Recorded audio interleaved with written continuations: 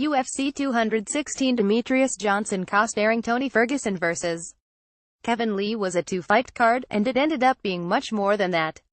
Between Johnson's suplex armbar and Ferguson's call-out of Conor McGregor, UFC 216 achieved that rare combination of quality, action, and narrative. Granted, senseless lunacy, aggressive idiocy, and governing malfeasance were all part of the Vegas mixed martial arts plot too, but hey, this wouldn't be the sport we all know and love if there wasn't something challenging us to disregard it. Besides, flying arm bars with cells interlinked, what Demetrious Johnson did to Ray Borg was nothing short of, well, to be honest, expertly worded metaphors wouldn't do the submission justice. Let's think about this for a second. Johnson suplexed Borg. Impressive, but nothing mind-blowing. Except instead of settling for a violent bounce off the canvas, a scramble flurry, or just some vanilla tap control, Johnson locked Borg's left shoulder in mid-flight to set up a successful armbar. It's a suplex armbar. It's a reverse flying armbar. It is the mousetrap. Copyright DJ 2017. And you won't see this move again in your lifetime. Not even two guys cooperating to make each other look good in a movie or in the pro wrestling ring could make this submission look this good. And that's with Borg, an extremely talented grappler, doing everything in his power to keep from having his arm ripped off. Which brings this discussion about history inevitably into the following: GOAT and emote Chad Dundas is one of my favorite voices in MMA, literally. On the CME podcast he sounds like an 80s dad-faced comedian with a millennial sense of wit, minus their weaknesses. But even Don Aykroyd screwed up from time to time.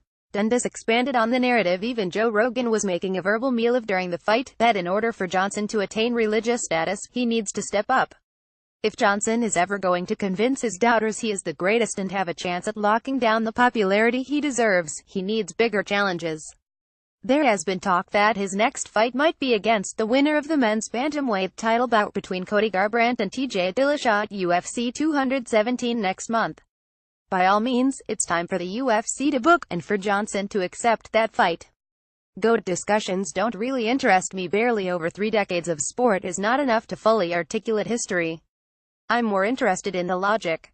If being the champion buys you anything, isn't it that your hard work in the ring is rewarded by having the challenges come to you? I wonder if this mentality isn't warped by MMA's origins, with legends like Kazushi Sakuraba fighting for an hour and a half, or taking on verified heavyweights despite being the size of a welterweight. Maybe the images of Royce Gracie beating men outweighing him by 2 late arrival loading docks of Szechuan sauce has conditioned fans to accept that MMA greatness exists within a dystopia of no-rules pugilism. That has always been part of the sport's allure, and maybe it's burrowed its way right down into the amygdala of everyone who is a part of it. Kevin Lee overcame a brutal weight cut with staff. If you pressed your ear against the Athletic Commission's late-night poker game, you could probably hear the chorus, "Chase the pain now, step to this." Weight divisions are just features of bureaucracy, after all.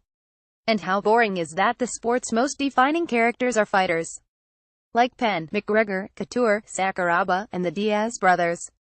And what they all have in common is that they remind fans of the sport's icons, accepting challenges against the odds. That makes them special, yes. But it shouldn't be the de facto standard for greatness. Especially when there are perfectly reasonable standards already, like consecutive title defenses, in-cage defense, in-cage offense wins, dominant wins, and quite possibly one of the greatest martial arts maneuvers of all time. If stepping up and getting blasted in another sport is good enough to earn God status, I see no reason to ignore the submission equivalent of splitting the atom. In addition, nothing about Anderson Silva, GSP, or Jose Aldo's greatness was ever defined by their out-of-division success. Yes, Silva turned Forrest Griffin into a GIF in bullet time, but Irvin, Griffin, and Bonner erased these wins from his record, and nothing about Silva's status changes. Would I like to see Johnson tested against bantamweight challengers champions? Sure. But if his greatness hinges on these divisional adventures, perhaps that says more about the sport's legitimacy than DJ's. Johnson's path towards greatness has been defined by his journey at flyweight. How does it follow that only a sudden detour is enough to solidify it? McNuggets, as Phil and I discussed, Ferguson, for all of his bombast and some cheaters to accompany his cheater arms, is an intelligent fighter. He may look awkward and unorthodox, but he has a great sense of timing, rhythm, and pressure, made more effective by his ability to disrupt and counter his opponent's timing, rhythm, and pressure. There's no question he deserves a shot at the title, while Dana pretends Nate Diaz has priced himself out of a rematch. And to be fair, Ferguson is earning that shot. With a piercing jab and guard pressure, he took apart Lee with great work in all facets of the game. There's not much more Ferguson can do except get a payday. It sounds like it's coming. Gaff detection. Bennett never says anything. Doesn't explain what doctors are looking for or why, apparently, having stat phi isn't disqualifying. https://t.coj1tpt4es. Luke Thomas at Thomas News, October 8, 2017. I thought Rogan was on his usual stoner observation routine when he noticed a knot of Lee's chest, but lo and behold, good call, I stand corrected. Lee looked good last night too. His movement and authority on the ground are first rate, and his otherwise road striking looked a little more dynamic. Eventually he faded thanks to Ferguson's attack, but also because athletic commissions can't be bothered to do their jobs. These things happen in MMA. Bait notice. Fabricio Werdum made quick work of Walt Harris, who had to fill in for Derek Lewis. There's not much more to unpack except that Werdum will get a shot at some point if the rest of the division is constantly injured. Unless he slurs himself into a bar fight. Best of the rest. Bobby Green and Lando Van Nata put on a hell of a show.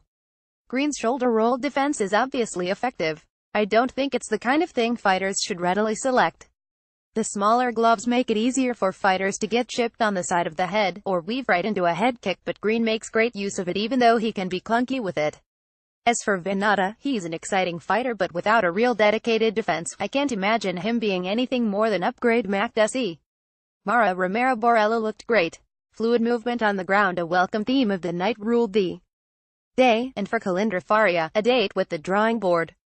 Speaking of pleasant surprises, I'm fairly pro-draw. I don't like draws, but they force judges to analyze more carefully and more circumstances than not just by virtue of consequence. In my opinion, that's a good thing. John Moraga caught a fighter as clean as possible with that blistering left hook. He had a pretty human moment in his post-fight interview. Like the rest of us, dragged by politics of the day, just wanted to get home and be with family. Daniel Cormier did a good job of cheering him up, and for once, the sport exchanged something more than violence and callouts, but sincerity. Brad Tavares pieced up Brazilian Aaron Lewis with a brutal jab, cementing Late's status as a once-gifted gatekeeper increasingly concerned with swinging bombs to substitute for pressure.